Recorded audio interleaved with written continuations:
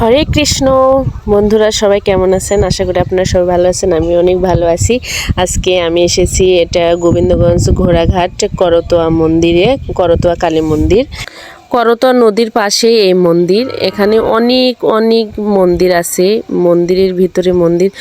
এই মন্দির নাকি অনেক জাগ্রত। এনার বাড়িতে মন্দির নাকি স্থাপিত হয়েছে নিজে নিজেই। শুনলাম বৈশাখ মাসের 22 তারিখ করে এখানে অনুষ্ঠান হয়। সেই অনুষ্ঠানে নাকি করতোয়া নদী থেকে পায়েস কিংবা অন্য কিছু ওঠে। বাস্তব এটা মানে আমি ভাবতেই পারিনি। যাই হোক, আমি একটু ঘুরে ঘুরে দেখলাম, মন্দির ভগবান দর্শন করলাম। অনেক ভালো লাগছে মন্দিরে এসে।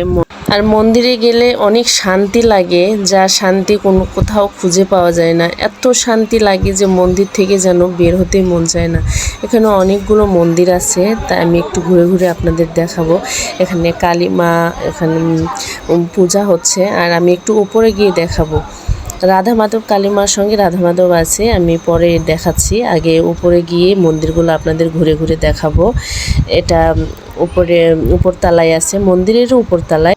এখানে 5টা শিবলিঙ্গ আছে, তাই আমি ভাইকে বললাম একটু ঘুরে নিয়ে দেখাও। এখানে দেখুন 5টা শিবলিঙ্গ রাখা আছে। শিবরাত্রির ব্রতর সময় এখানে পালন করা হয়। আর এখানে এই মন্দিরে ব্রহ্মা, বিষ্ণু আর শিব বাবা আছে। পার্শ্ববর্তী মন্দিরে আমি এখন দেখাবো। এই পাশে হর পার্বতীর মন্দির দেখুন।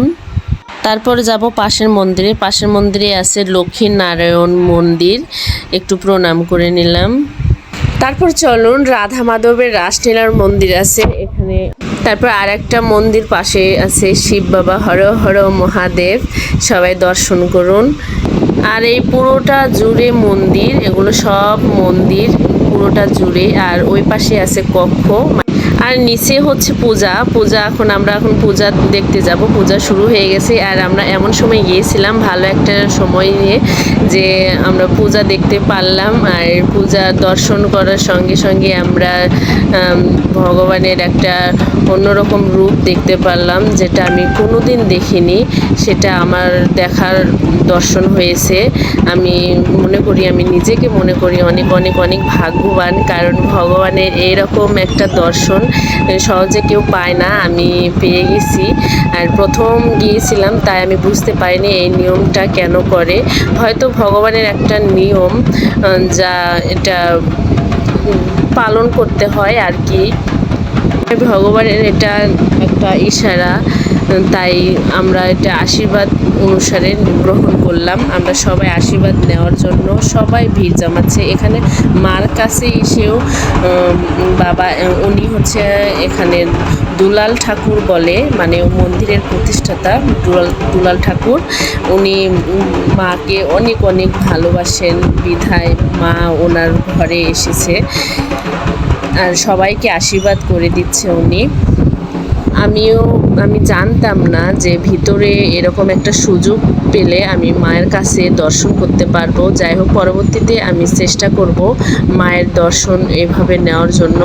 পরে সবাইকে, কোনো ভক্তকে ফেরাইয়া দেয় না, আমিও ফিরে আসিনি, তাই আমিও মায়ের আশীর্বাদ নিতে পারছি। আর আমার এত ভালো লাগছে যে ভগবানের কৃপা ছাড়া আসলেই সম্ভব হতো না। হয়তো ভগবানের কৃপা ছিল, এই জন্য আমি মার কাছে যেতে পারছি এবং মন্দির দর্শন করতে পারছি, ভগবানকে দর্শন করতে পারছি।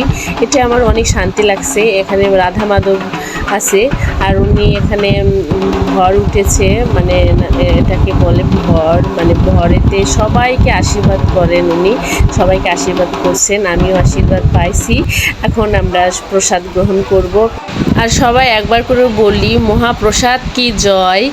ভগবানকে এবং প্রসাদ দর্শন করে সৌভাগ্যের অধিকারী হন। ভগবান আপনাদের অনেক অনেক মঙ্গল করুন। ভালো থাকবেন, সুস্থ থাকবেন। হরে কৃষ্ণ।